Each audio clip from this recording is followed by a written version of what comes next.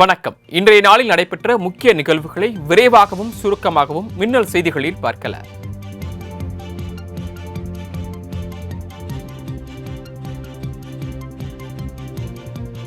பஞ்சாபில் நடைபெற்று வரும் பல்கலைக்கழகங்களுக்கு இடையேயான பெண்கள் கபடி போட்டியின் போது தமிழக வீராங்கனைகள் தாக்கப்பட்டது அதிர்ச்சியை ஏற்படுத்தியுள்ளது. தமிழ்நாட்டிலிருந்து அன்னை தெரசா, பெரியார், அழகப்பா, பாரதியார் பல்கலைக்கழகங்களிலிருந்து பெண்கள் கபடி அணியினர் பஞ்சாப் சென்றுள்ளனர். அதில் அன்னை தெரசா, தர்பங்கா பல்கலைக்கழகங்களுக்கு இடையேயான கபடி போட்டியின் போது எதிர் அணியினர் தமிழக வீராங்கனை மீது ஃபவுல் அட்டாக் செய்ததாக கூறப்படுகிறது. இதுகுறித்து முறையிட்ட போது நடுவரும் தாக்கிய காட்சி வெளியாகி அதிர்ச்சியை ஏற்படுத்தியுள்ளது.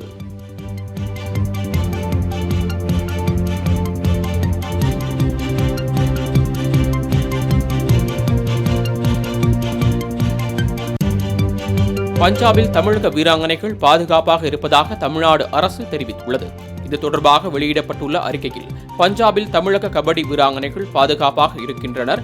சம்பவம் நடைபெற்று 3 மணி நேரத்திற்குள்ளாகவே அனைத்து நடவடிக்கைகளும் எடுக்கப்பட்டுள்ளது.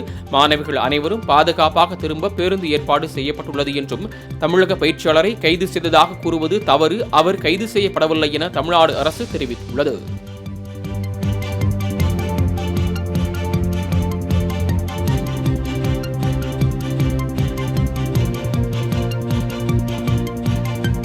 பஞ்சாப் கபடி போட்டியில் தமிழக வீராங்கனைகள் மீது தாக்குதல் நிகழ்த்தியிருப்பது அதிர்ச்சி அளிப்பதாக எதிர்க்கட்சித் தலைவர் எடப்பாடி பழனிசாமி தெரிவித்துள்ளார். இது தொடர்பாக அவர் விடுத்துள்ள அறிக்கையில், விளையாட்டில் சமத்துவம் இருக்க வேண்டுமே தவிர சண்டைகள் இருக்கக்கூடாது என குறிப்பிட்டுள்ளார். தமிழக அணியின் பயிற்சியாளர் கைது செய்யப்பட்டிருப்பதாக செய்திகள் வரும் நிலையில் அவரை விடுவிக்க வழிவகை செய்ய வேண்டும் என்றும், மாணவிகளின் பாதுகாப்பை தமிழக அரசு உறுதி செய்ய வேண்டும் என்றும் வலியுறுத்தியுள்ளார்.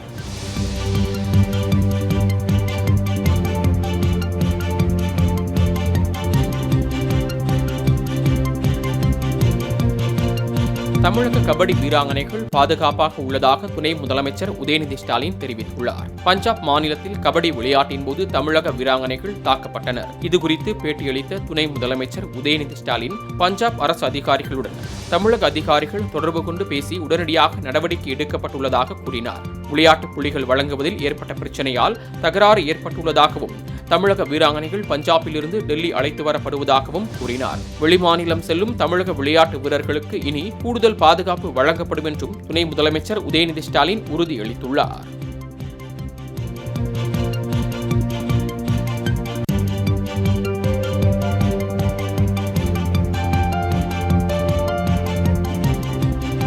மாற்றுக் கட்சியைச் சேர்ந்த 3000 பேர் திமுகவில் இன்று முதலமைச்சர் மு.க. ஸ்டாலின் முன்னிலையில் இணைந்தனர். கடந்த 2024 நடந்த நாடாளுமன்ற தேர்தலில் நாம் தமிழர் கட்சிக்கு 8.22% ஓட்டுகள் கிடைத்துள்ளன.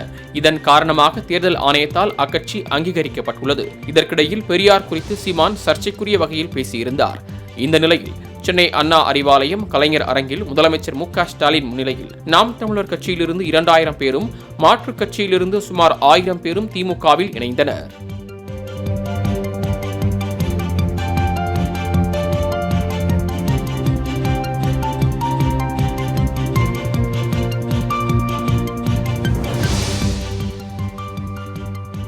அனாதை நிலையில் சுற்றித் திரிபவர்கள் எல்லாம் ஆட்சிக்கு வர நினைப்பதாக முதலமைச்சர் மு.க. ஸ்டாலின் விமர்சனம் செய்துள்ளார். அண்ணா அறிவாலயத்தில் நடைபெற்ற நிகழ்ச்சியில் பேசிய அவர், திராவிட மாடல் என்றால் சிலர் ஆவேசம் அடைவதாக கூறினார். தொடர்ந்து பேசிய முதலமைச்சர், ஆளுநர் பேசத்தான் திமுக அரசுக்கு ஆதரவு பெருகி வருவதாகவும், ஆளுநர் ஆர்.என். ரவியை மாற்றி விடாதீர்கள் என்றும் உள்துறை அமைச்சர் அமித்ஷாவுக்கு அப்போது அவர் வேண்டுகோள் விடுத்தார்.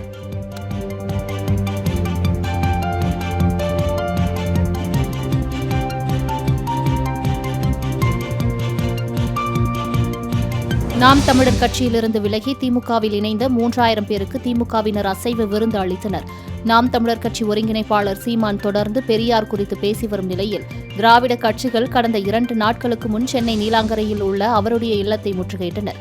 இதனைத் தொடர்ந்து இன்று தமிழகம் முழுவதும் சுமார் 3000க்கும் மேற்பட்ட நாம் தமிழர் கட்சியினர் திமுகவில் தங்களை இணைத்துக் கொண்டனர். இதனையடுத்து அவர்களுக்கு சென்னை கிண்டி கத்திப்பாரா அருகில் உள்ள திமுக காஞ்சி வடக்கு மாவட்ட அலுவலகத்தில் சுட சுட பிரியாணி விருந்து அளிக்கப்பட்டது.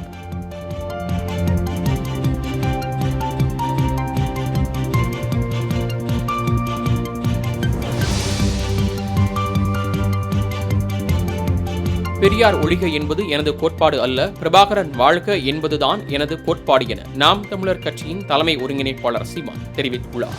கோவையில் செய்தியாளர்களை சந்தித்த அவர், திமுகவையே நாங்கள்தான் வளர்க்க வேண்டிய இருப்பதாக நகைச்சுவையாக தெரிவித்தார்.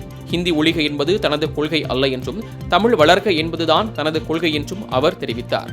பெரியார் குறித்து பேசியதால் சீமானுக்கு எதிராக பல்வேறு இயக்கங்கள் போராட்டம் நடத்தி வந்த நிலையில் தற்போது செய்தியாளர்கள் சந்திப்பில் சீமானுக்கு பாதுகாப்பாக பவுன்சர்களும் வரவழைக்கப்பட்டிருந்தது குறிப்பிடத்தக்கது.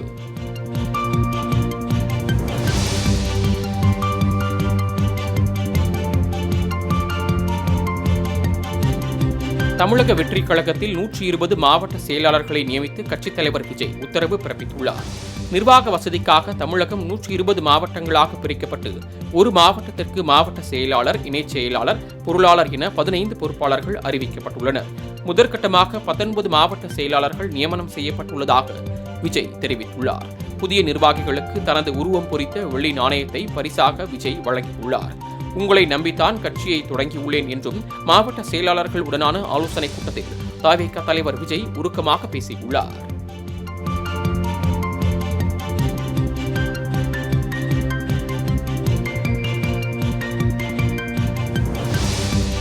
வேங்கைவேல் தீண்டாமை விவகாரத்தில் புதுக்கோட்டை சிறப்பு நீதிமன்றத்தில் குற்றப்பத்திரிகை தாக்கல் செய்யப்பட்டதாக உயர்நீதிமன்றத்தில் தமிழக அரசு தெரிவித்துள்ளது.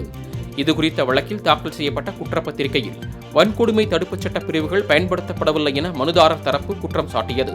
இதனையடுத்து தமிழக அரசின் அறிக்கைக்கு பதிலளிக்க மனுதாரர் தரப்புக்கு 6 வார காலம் அவகாசம் அளித்த நீதிபதிகள் வழக்கை சிபிஐக்கு மாற்றக் கோரிய மனு மீதான விசாரணையை மார்ச் 27ஆம் தேதிக்கு ஒத்திவைத்தனர்.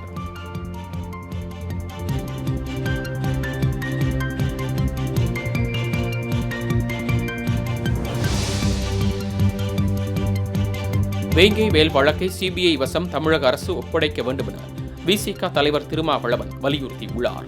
இது தொடர்பாக அவர் விடுத்துள்ள அறிக்கையில், பட்டியல் சமூகத்தினர் குடிக்கும் தண்ணீரில் மனித கழிவு கலக்கப்பட்ட வழக்கில் பட்டியல் சமூகத்தை சேர்ந்தவர்களே குற்றவாளிகள் என்று காவல்துறை கூறுவது அதிர்ச்சி அளிப்பதாக தெரிவித்துள்ளார்.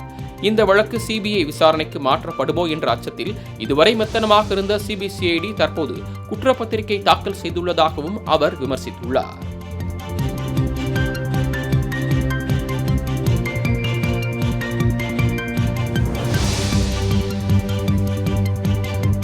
மதுரை மாவட்டம் அரிட்டாப்பட்டியில் டங்ஸ்டன் சுரங்கம் அமைப்பதற்கு எதிர்ப்பு தெரிவித்து டெல்லி வரை சென்று வெற்றியை பெற்று வந்த போராட்டக் குழுவினருக்கு கிராம மக்கள் அனைவரும் ஆனந்த கண்ணீர் மல்க வரவேற்பு அளித்தனர். அப்போது மாலை முரசு தொலைக்காட்சிக்கு பேட்டியளித்தவர்கள் டங்ஸ்டன் திட்டம் ரத்து செய்யப்பட்டது தொடர்பாக பிரதமர் மோடிக்கும் பாஜக மாநில தலைவர் அண்ணாமலைக்கும் நன்றியை தெரிவித்தனர்.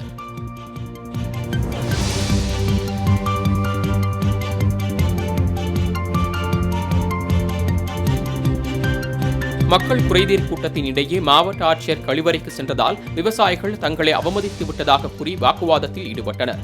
அரியலூர் ஆட்சியர் அலுவலகத்தில் நடைபெற்ற குறைதீர் கூட்டத்தின் போது தேசிய பெண் குழந்தைகள் தினத்தையொட்டி ஆட்சியர் உள்ளிட்டோர் உறுதிமொழி எடுத்துக் கொண்டனர்.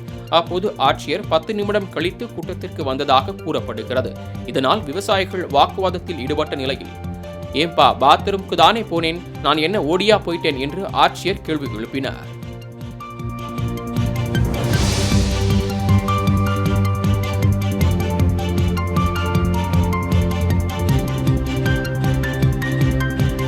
பெரியாரை கொச்சைப்படுத்தும் கூட்டம், திருவள்ளுவர் திருக்குறள் எழுத ஓலை எடுத்து கொடுத்தவர்கள் நாங்கள்தான் என்பார்கள் என அமைச்சர் அன்பில்மிகு சீமானை கலாய்த்துள்ளார். துணை முதலமைச்சர் உதயநிதி ஸ்டாலினின் பிறந்த நாளை முன்னிட்டு சென்னை தேனாம்பேட்டையில் திமுகவின் அயலக அணி சார்பில் பாடல் வெளியீட்டு விழா நடைபெற்றது. இதில் அமைச்சர் அன்பில் மகேஷ், வடசென்னை நாடாளுமன்ற உறுப்பினர் கலாநிதி வீராசாமி ஆகியோர் கலந்து கொண்டனர். அப்போது பேசிய அமைச்சர் அன்பில் மகேஷ், டங்ஸ்டன் விவகாரத்தில் தமிழ்நாட்டிடம் மத்திய அரசு மண்டியிட்டதாக கூறினார்.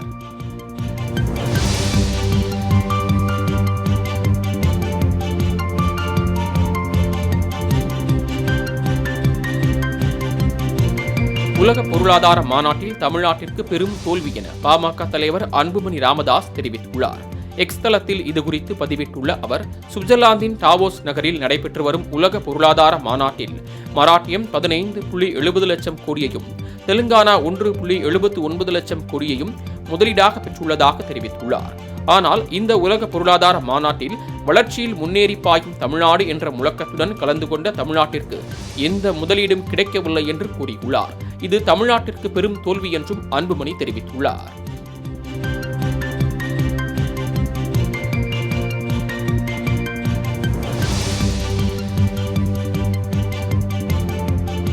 தமிழ்நாட்டு மக்களை அச்சத்தில் வைத்திருப்பதே எடப்பாடி பழனிசாமியின் வேலையாக மாறிவிட்டது என அமைச்சர் மா சுப்பிரமணியன் கூறியுள்ளார். சென்னை ஓமந்தூரார் அரசினர் தோட்டத்தில் உள்ள தமிழ்நாடு அரசு பன்னோக்கு உயர் சிறப்பு மருத்துவமனையில் 6,60,00,000 ரூபாய் மதிப்பீட்டில் MRI ஸ்கேன் கருவி நிறுவப்பட்டது. இதனை மருத்துவ மற்றும் மக்கள் நல்வாழ்வுத்துறை அமைச்சர் மா சுப்பிரமணியன் துவக்கி வைத்தார். பின்னர் செய்தியாளர்களிடம் பேசிய அவர், விழுப்புரம், செங்கல்பட்டு உள்ளிட்ட மாவட்டங்களிலும் MRI ஸ்கேன் வசதி கொண்டுவரப்பட உள்ளதாக கூறினார்.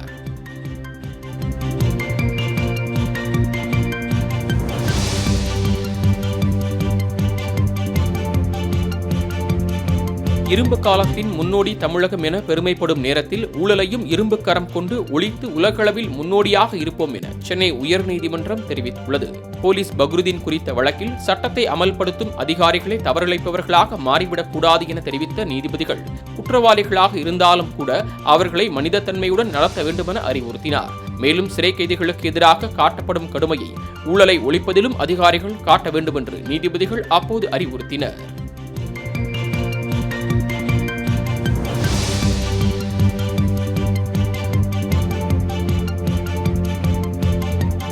ஞானசேகரனுடன் தொடர்பில் இருந்த 40 போலீசார் குறித்தும் சிறப்பு புலனாய்வு குழுவினர் விசாரணை நடத்தி வருகின்றனர். சென்னை அண்ணா பல்கலைக்கழக வளாகத்தில் பொறியியல் மாணவியை பாலியல் துன்புறுத்தல் செய்த வழக்கில் கோட்டூர்புரத்தை சேர்ந்த ஞானசேகரன் கைது செய்யப்பட்டு சிறப்பு புலனாய்வு குழுவின் விசாரணை வளையத்தில் இருந்து வருகிறார். இந்நிலையில் விசாரணையில் ஞானசேகரனுடன் அடையாறு காவல் நிலையத்தை சேர்ந்த 6 காவலர்கள் தொடர்பில் இருப்பது தெரியவந்ததை அடுத்து மேற்கொள்ளப்பட்ட விசாரணையில் 40க்கும் அதிகமான காவலர்களும் ஞானசேகரனுடன் தொடர்பில் இருந்தது தெரியவந்துள்ளது.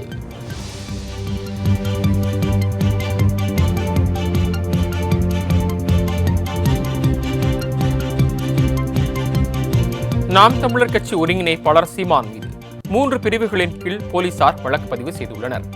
தந்தை பெரியார், திராவிட கழகம் உள்ளிட்ட பெரியார் அமைப்புகள் சீமான் வீட்டை முற்றுகையிடப் போவதாக அறிவித்திருந்தனர். இந்நிலையில் நாம் தமிழர் கட்சியினர் உருட்டுக்கட்டையுடன் சீமான் வீட்டின் முன்பு நின்றதாக புகார் அளிக்கப்பட்டது. அதன் அடிப்படையில் நீலாங்கரை போலீசார் சீமான் மீது 3 பிரிவின் கீழ் வழக்கு பதிவு செய்து விசாரணை மேற்கொண்டுள்ளனர்.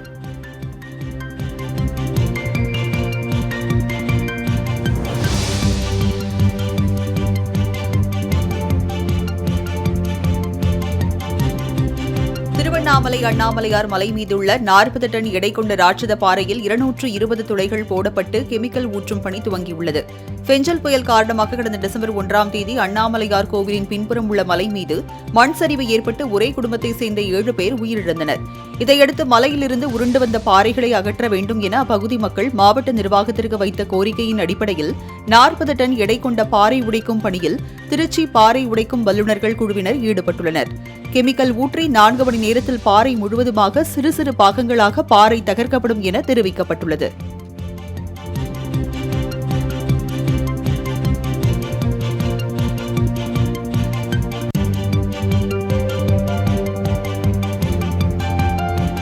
திருப்பரங்குன்ற மலைக்கு இஸ்லாமியர்களை அழைத்து சென்று பிரியாணி சாப்பிட்டதை நிரூபித்தால் பதவி விலக தயார் என IUML MP நவாஸ்கனி தெரிவித்துள்ளார். மதுரையில் செய்தியாளர்களை சந்தித்தவர் இதனை தெரிவித்தார். மேலும் இந்த குற்றச்சாட்டை நிரூபிக்க முடியாமல் போனால் அண்ணாமலை பதவி விலக தயாரா எனவும் நவாஸ்கனி கேள்வி எழுப்பினார். ஒற்றுமைக்காகவும் சமூக நல்லிணத்திற்காகவும் தாம் பாடுபட்டு வருவதாகவும் பாஜகவின் தலைவர்கள் தொடர்ந்து அவதூறுகளை பரப்பி வருவதாகவும் அவர் குற்றம் சாட்டியுள்ளார்.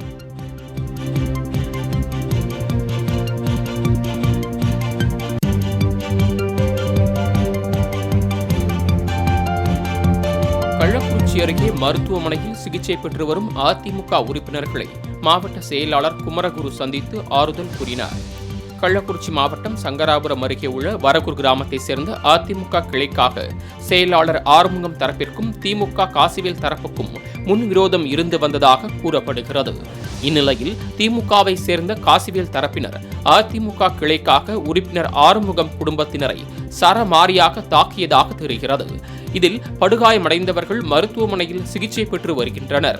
இந்நிலையில் கள்ளக்குறிச்சி மாவட்ட செயலாளர் குமரகுரு நேரில் சென்று ஆறுதல் கூறியதோடு உண்மை குற்றவாளிகளை கைது செய்ய வேண்டும் என கோரிக்கை விடுத்துள்ளார்.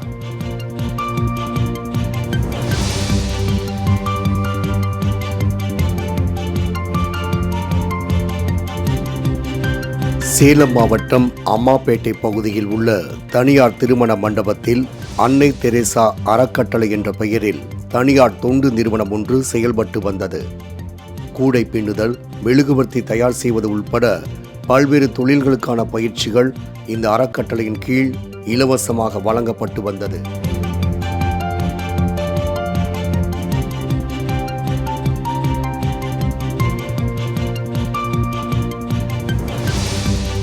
திருச்செந்தூர் முருகன் கோயிலில் ஜூலை மாதம் 7ஆம் தேதி கும்பாபிஷேகம் நடைபெறும் என தெரிவிக்கப்பட்டுள்ளது.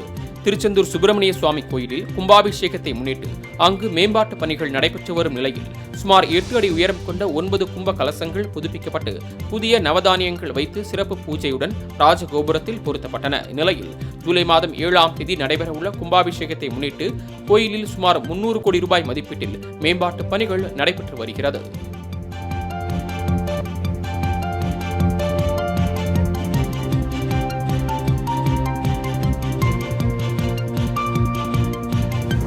குடியரசு தினத்தையொட்டி ஆளுநரின் தேநீர் விருந்துக்கு தமிழக வெற்றிக் கழக தலைவர் விஜய்க்கு அழைப்பு விடுக்கப்பட்டுள்ளது.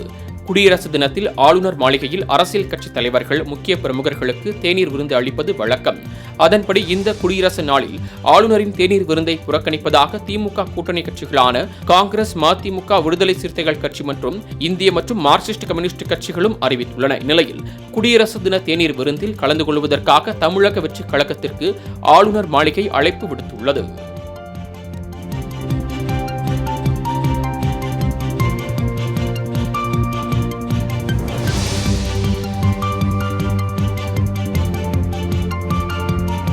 விரைந்து ஸ்மார்ட் மீட்டர்களை பொருத்தி மாதாந்திர மின் கணக்கீடு மேற்கொள்ள உள்ளதாக அமைச்சர் செந்தில் பாலாஜி தெரிவித்துள்ளார். சென்னை தேனாம்பேட்டையில் உள்ள தமிழ்நாடு மின்சார வாரிய தலைமை அலுவலகத்தில் கோடை காலத்தில் தடையின்றி மின்சாரம் வழங்குவது தொடர்பான ஆலோசனைக் கூட்டம் அமைச்சர் செந்தில் பாலாஜி தலைமையில் நடைபெற்றது. இதனைத் தொடர்ந்து செய்தியாளர்களை சந்தித்த அமைச்சர் ஸ்மார்ட் மீட்டர்களுக்கு புதிதாக ஒப்பந்தம் கோரப்பட உள்ள நிலையில் விரைந்து ஸ்மார்ட் மீட்டர்களை பொருத்தி மாதாந்திர மின் கணக்கீடு மேற்கொள்ள உள்ளதாக கூறினார். மேலும் சோலார் பூங்கா அமைப்பதற்கு விரைவில் ஒப்பந்த புள்ளி கோரப்பட்டு ஓராண்டுக்குள் முடிக்க நடவடிக்கை எடுக்கப்படுவதாக தெரிவித்தார்.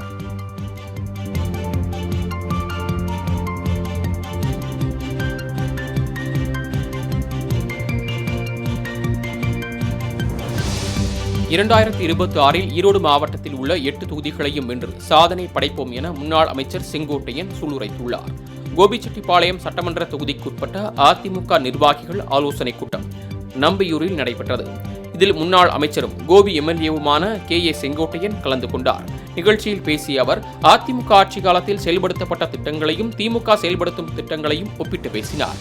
எந்த பிரதிபலனையும் எதிர்பார்க்காமல் உழைக்கும் தொண்டர்கள் இருப்பதால் தான் அதிமுக இன்றும் வலிமையோடு உள்ளதாக அவர் கூறினார்.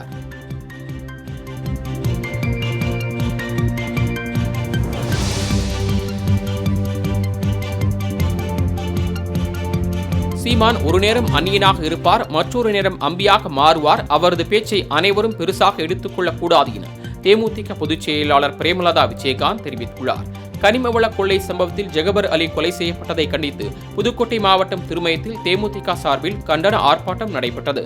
பின்னர் செய்தியாளர்களிடம் பேசிய அவர், கள்ளச்சாராய மரணத்திற்கு 10 லட்சம் ரூபாய் இழப்பீடு வழங்கும் தமிழக அரசு கனிமவள கொள்ளையை எதிர்த்து போராடிய ஜெகபர் அலி கொலை செய்யப்பட்ட சம்பவத்தில் நிவாரணம் வழங்காதது ஏன் என்றும் கேள்வி எழுப்பினார்.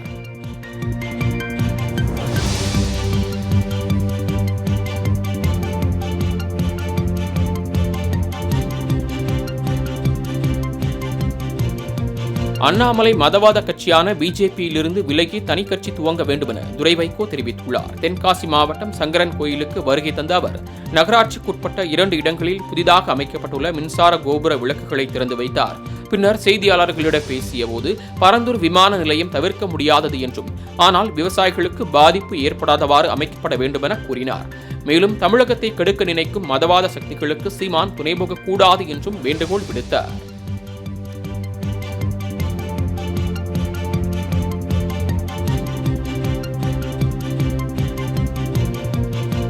கோடநாடு கொலை கொள்ளை வழக்கில் எடப்பாடி பழனிசாமி உள்ளிட்ட 9 முக்கிய பிரமுகர்களிடம் தேவைப்பட்டால் விசாரணை நடத்தப்படும் என்ற மனு உட்பட 2 மனுக்களை நீதிமன்றத்தில் சிபிசிஐடி போலீசார் தாக்கல் செய்தனர்.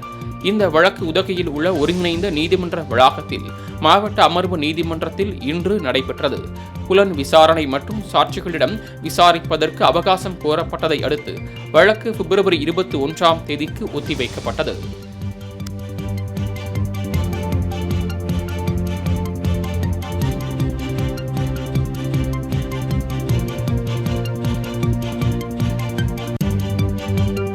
செங்கல்பட்டு அருகே 5 கோடி ரூபாய் மதிப்புள்ள கஞ்சா உள்ளிட்ட போதைப் பொருட்களை போலீசார் தீயிட்டு அழித்தனர். தமிழக போதை தடுப்பு நுண்ணறிவு பிரிவு சார்பில் சென்னை, கோவை, சேலம், மதுரை உள்ளிட்ட பல்வேறு மாவட்டங்களில் இருந்து கைப்பற்றப்பட்ட சுமார் 1500 கிலோ கஞ்சா மற்றும் 75 கிலோ ஹாஷிஷ் ஆயில் உள்ளிட்டவற்றை நீதிமன்ற உத்தரவின்படி அழிக்கும் பணி நடைபெற்று வருகிறது. அதன்படி தென்மேல்பாக்கத்தில் உள்ள மருத்துவ கழிவுகள் எரியூட்டும் இடத்தில் தமிழக போதை தடுப்பு நுண்ணறிவு பிரிவினர் கைப்பற்றப்பட்ட போதைப் பொருட்களை எரித்து அழிக்கும் பணியில் ஈடுபட்டனர்.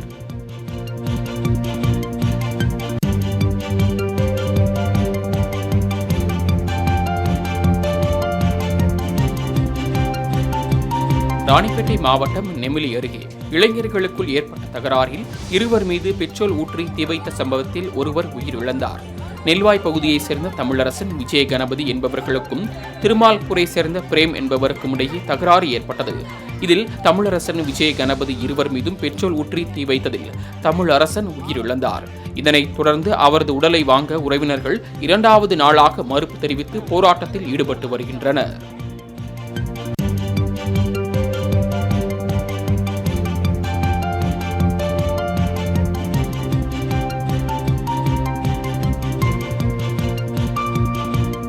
சட்டவிரோத பணப்பரிமாற்ற தடை சட்ட வழக்கின் விசாரணைக்காக சென்னை சிபிஐ நீதிமன்றத்தில் திரைப்பட இயக்குநர் அமீர் நேரில் ஆஜரானார். போதைப்பொருள் கடத்தல் வழக்கில் கடந்த ஜூன் 26ஆம் தேதி ஜாஃபர் சாதிக் கைது செய்யப்பட்டார். இதில் அவரும் அவரது தம்பி சலீமும் கைது செய்யப்பட்ட நிலையில் மேலும் 12 பேர் குற்றப்பத்திரிகையில் இடம்பெற்றனர். இதன் விசாரணைக்காக சென்னை சிபிஐ சிறப்பு நீதிமன்றத்தில் இயக்குநர் அமீர் உள்ளிட்டோர் ஆஜராயினர். சம்மன் கிடைக்காமல் சிலர் ஆஜராகாததால் வழக்கு விசாரணையை பிப்ரவரி 7ஆம் தேதிக்கு தள்ளி வைத்து சிபிஐ சிறப்பு நீதிமன்ற நீதிபதி எழில் வேலவன் உத்தரவிட்டார்.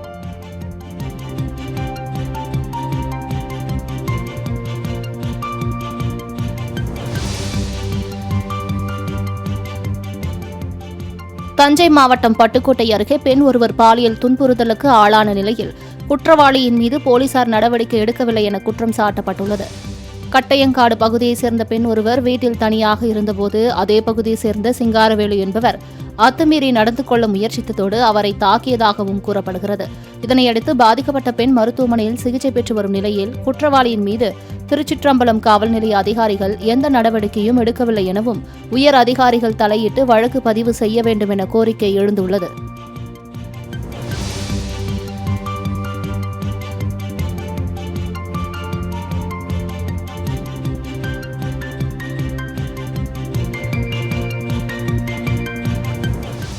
சென்னை அண்ணா நகரில் பாலியல் வன்கொடுமைக்கு உள்ளான சிறுமியின் வாக்குமூலம் வீடியோ வெளியானது தொடர்பாக விசாரணை நடத்தி வரும் சிறப்பு விசாரணை குழுவை மாற்றியமைத்து சென்னை உயர்நீதிமன்றம் உத்தரவு பிறப்பித்துள்ளது. சிறுமியின் வாக்குமூலம் வெளியான விவகாரம் தொடர்பாக மட்டுமே விசாரணை நடத்த வேண்டியுள்ளதால் சைபர் கிரைம் பிரிவு அதிகாரியை நியமிக்கலாம் என நீதிபதி தெரிவித்துள்ளார். மேலும் விசாரணை தொடர்பான அறிக்கையை 2 வாரத்திற்குள் தாக்கல் செய்ய புதிய சிறப்பு புலனாய்வு குழுவிற்கு உத்தரவு பிறப்பிக்கப்பட்டுள்ளது.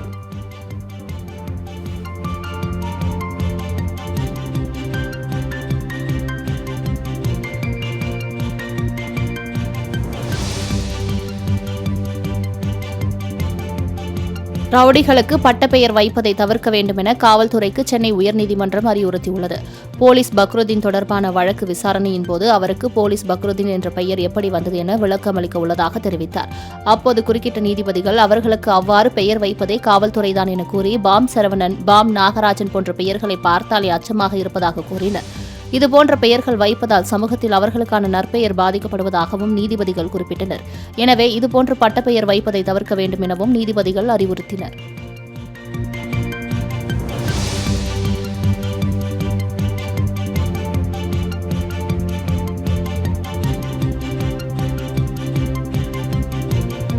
புழலில் 1 லட்சம் ரூபாய் மதிப்புள்ள 106 கிலோ குட்கா பேக்குகளை காரில் கடத்திய 4 பேர் கைது செய்யப்பட்டு 2 கார்கள் பறிமுதல் செய்யப்பட்டன. சென்னை அடுத்துள்ள புழல் பாலாஜி நகர் வெஜிடேரியன் வில்லேஜ் அருகே காரில் குட்கா பொருட்களை கடத்துவதாக போலீசுக்கு தகவல் கிடைத்தது. இதனையடுத்து தனிப்படை போலீசார் அங்கு சென்று சென்னையைச் சேர்ந்த கருக்குவேல், கண்ணையா, கிருஷ்ணராஜ் மற்றும் தூத்துக்குடியைச் சேர்ந்த சின்னத்தம்பி ஆகிய 4 பேரை பிடித்து விசாரணை செய்தனர். அவர்கள் சென்னை சுற்றுப்புறங்களில் சிறு கடைகளுக்கு குட்கா வியாபாரம் செய்தது தெரியவந்தது.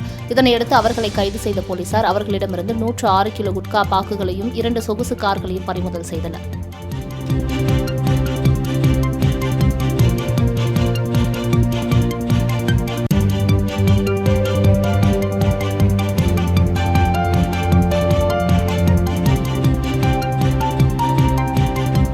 தேர்தல் பரப்புரையின் போது தன் மீது பதியப்பட்ட வழக்கை ரத்து செய்யக்கோரி பாமக தலைவர் ராமதாஸ் மனு தாக்கல் செய்துள்ளார்.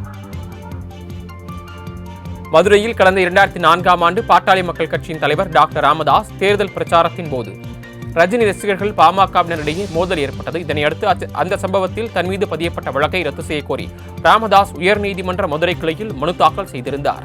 இந்த வழக்கு விசாரணைக்கு வந்த நிலையில் விளக்குத்தூண் போலீசார் பதில் மனு தாக்கல் செய்ய மதுரை உயர்நீதிமன்ற கிளை உத்தரவு பிறப்பித்துள்ளது.